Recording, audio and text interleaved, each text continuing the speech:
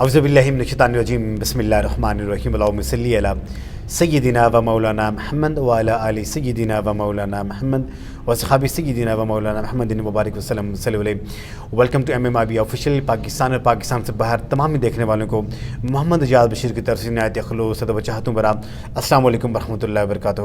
Programme علم و عالم میں وقفہ سوالات کے دوران آج ایک عظیم شان شخصیت ہمارے ساتھ جلوہ گر ہے. میری مراد جناب معروف اور مشہور مذہبی اسکالر حضرت علامہ آفتاب احمد صافی صاحب ہیں، اور جامعہ مبارک العلوم میں وہاں پہ ان کا مدرسہ بھی ہے، اور وہاں پہ ہزاروں طلبہ طالبات کو ماشاء اللہ تعالیٰ وہاں پہ دینی تعلیم بھی دی جاتی ہے، اور بہت سے لوگ وہاں پہ مستفید بھی ہوتے ہیں.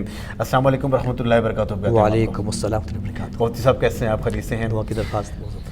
مفتی صاحب کیونکہ سوالات کا وقفہ سوالات ہی ہمارے پروگرام کا بھی جو حصہ ہے، اور جو سب سے پہلا جو سوال ہے جب انسان رب کائنات کے گھر کے دیدار کے لیے جاتا ہے، جب سب سے پہلی نظر اس میں حرم پاک کو پڑتی ہے، خانہ کعبہ پہ انسان کے پڑتی ہے، تو انسان کو کون سی دعا مانگنی چاہیے مفتی صاحب؟ سبحان اللہ جی، کیا بات ہے. جزاک اللہ جی. پروفیسر صاحب کا شکریہ کہ آپ نے ہمیں مدعا کیا.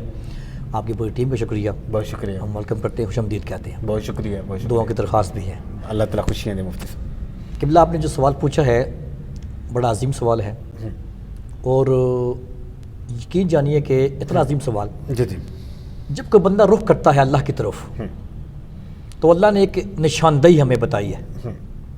نماز پڑھتے ہیں آپ جو ہیں وہ کوئی اللہ کا ذکر کرتے ہیں، آپ اللہ نے ایک نشاندہی کی ہے ہمارے لیے، نشانی بنائی ہے، ایک ذریعہ بتایا ہمیں. جی جی ایک نشانی بتائی. وہ کیا ہے؟ وہ کعبہ ہے. ماشاء اللہ ماشاء اللہ. کعبے کا دیدار بہت ہی اعلیٰ ہے.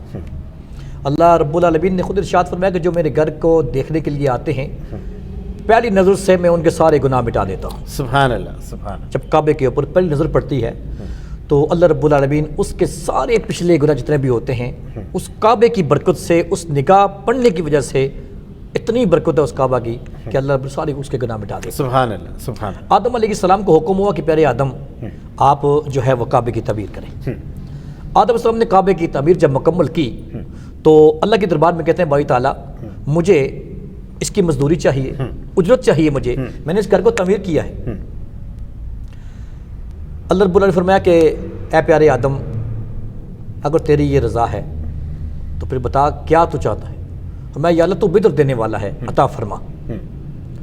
صاحب تفسیر فرماتے ہیں کہ جب رب تعالیٰ نے جواب دیا، کیا دیا؟ فرمایا پیارے آدم جو بندے تیری اولاد میں سے آئیں گے جو اس کعبے کا طواف کریں گے میں ان کے سارے گناہ مٹا دوں گا. سبحان اللہ سبحان اللہ. تو آدم علیہ السلام پھر بولے، وہ کہتے ہیں یا رب تعالیٰ یہ مزدوری کم ہے، مجھے اور عنایت فرما. تو اللہ رب نے فرمایا کہ کوئی بات نہیں. اللہ نے کہا جو بندے اس کعبے کا طواف کرنے کے لیے آئیں گے اور جو لوگ دور دراز سے نہیں آ پائیں گے، کوئی پاکستان میں ہے، کوئی کشمیر میں ہے، کوئی جو ہے وہ دوسرے ملکوں میں ہے، جہاں دیگر ملک جو نہیں آ سکتا، وہ اس کے پاس وسائل نہیں ہیں، اس کے پاس استطاعت نہیں ہے. فرمایا کہ جو کعبے کا دیدار کرنے کے لیے آئیں گے جب وہ عمرہ یا حج کی سعود حاصل کرنے کے بعد واپس لوٹ کر جائیں گے تو جو نہیں آ سکتے جو آئیں گے فرمایا ان کا دیدار وہ کر لیں گے تو میں انہیں بھی ان کا ثواب عطا فرماؤں. سبحان اللہ سبحان اللہ. یعنی یوں دیکھیں کہ جو بندہ کعبے کا دیدار کر کے آیا، عمرہ کر کے آیا، حج کر کے آیا، جو بندے محلے والے لوگ ان گھر جاتے ہیں اور مبارکباد پیش کرتے ہیں، اللہ کہتا ہے میں انہیں بھی اتنا ثواب عطا فرماؤں گا جو اس بندے کو میں ثواب عطا فرما رہا سبحان اللہ جو کعبے کے اندر گیا تھا. جی.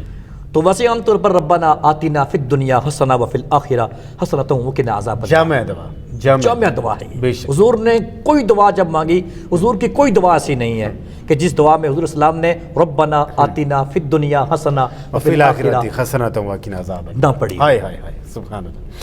بہت خوبصورت آپ نے اس کی تشریح کی.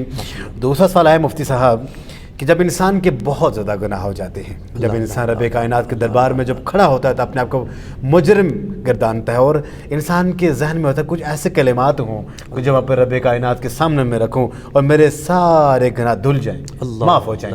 ایسا کوئی ایسے کلمات، ایسی کوئی دعا؟ سب سے پہلی بات جزاک اللہ ماشاء اللہ، کیا بات ہے جی، کیا خوبصورت سوال. سب سے پہلی بات ہے کہ آپ دعا کے اندر وسیلہ محمد لے لیں. سبحان اللہ سبحان اللہ. وسیلہ محمد بہت بڑی بات. جی جی بہت بڑی بات. آدم علیہ السلام نے جب دعا مانگی 300 سال روتے رہے. 300 سال کے بعد آپ نے کہا یا رب العالمین تفسیر نعیمی کے اندر یہ بات موجود ہے، جی جی تفسیر ابن کثیر کے اندر یہ بات موجود ہے، جی۔ دیگر کتابوں کے اندر یہ بات موجود ہے۔ آپ نے کہا یا اللہ تجھے واسطہ اس محمد کا جس کا نام تیرے نام کے ساتھ جڑا ہوا لکھا ہوا ہے۔ سبحان اللہ سبحان اللہ۔ اللہ نے دیر لگائی نہیں، اللہ نے کہا پیارے آدم جا، تیرے میں ساری دعائیں قبول کر رہا ہوں، سبحان اللہ ساری آیتیں پوری کر رہا ہوں، سبحان ٹھیک ہے؟ تو سب سے پہلی بات یہ ہو۔ جی جی۔ دوسری بات یہ ہے کہ اگر کوئی بندہ بہت گناہ، حدیث پاک کے اندر ذکر آتا ہے، فرمایا کہ جو بندہ سبحان اللہ و بحمدہ سبحان اللہ العظیم اس کو وہ 100 بار پڑھ لیتا ہے، فرمایا اس کے سمندر کے جا کے مطابق بھی اگر گناہ ہوں اللہ رب العالمین سارے گناہ مٹا دیتا ہے، سبحان اللہ سبحان اللہ۔ سارے گناہ مٹا دیتا ہے سبحان اس بات اللہ سے، وبحمدہ سبحان اللہ سبحان وبحمدہ اللہ۔ سبحان اللہ العظیم، بہت بڑے کلام ہے۔ فرمایا یہ زبان میں چھوٹی سی جو 2-3-4 جملے ہیں، لیکن یہ زمین و آسمان کا اگر وزن کیا جائے تو یہ جملے بھاری نکلے ہیں۔ اور یہ تسبیح جو ہے یہ ملائکہ کی تسبیح ہے، یعنی کہ عرش پر ملائکہ یہی تسبیح پڑھ رہے ہیں۔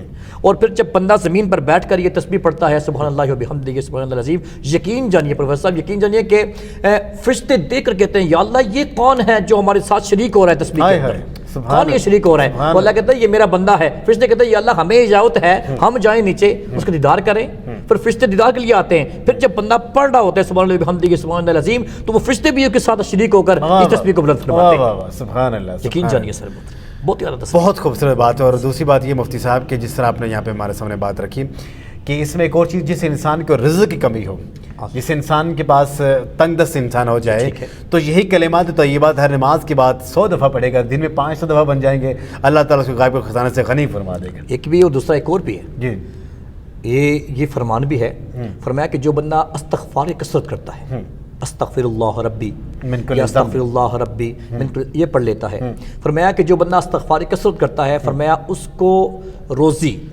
وہاں سے ملتی ہے جہاں اس کا گمان بھی نہیں ہوتا۔ سبحان اللہ سبحان اللہ سبحان اللہ۔ کتنی خوبصورت بات ہے، بہت خوبصورت۔ جو بندہ استغفار کثرت کرتا ہے، فرمایا کہ اس کو روزی وہاں سے ملتی ہے کہ اس بندے کا گمان تک نہیں ہوتا کہ یہ روزی کہاں سے ملی ہے۔ میرے ساتھ خود کئی بدوا یہ واقعہ پیدا ہوا، ماشاءاللہ۔ ایک مقام پر ہم گئے تو وہاں پر جیب سے کچھ سامان گر گیا مجھ سے، میرے پاس سامان تھا، میں مسجد میں گیا، جا کے میں نے استغفار کیا۔ یقین جانیے میں سچ واقعہ آپ کو بتا رہا ہوں، میں نے استغفار کیا، 100 بار استغفار کیا۔ ایک دوست ملا، اس طرح بس تلق واسطے بنے، تو اس نے، میں نے کوئی سوال کیا نہیں اس بندے سے، اس نے خود تیرا فرمان جھوٹا نہیں ہو سکتا، ہم گناہ گار ہیں، تیرا فرمان جھوٹا نہیں ہو سکتا۔ استغفار کثرت ماشاءاللہ، بہت ہی خوبصورت بات مفتی صاحب کے ساتھ۔ اور اس کے ساتھ وقت ہمارے پروگرام کا ختم ہو جاتا ہے کہ نئے پروگرام کے ساتھ ہم آپ کی خدمت میں حاضر ہوں گے۔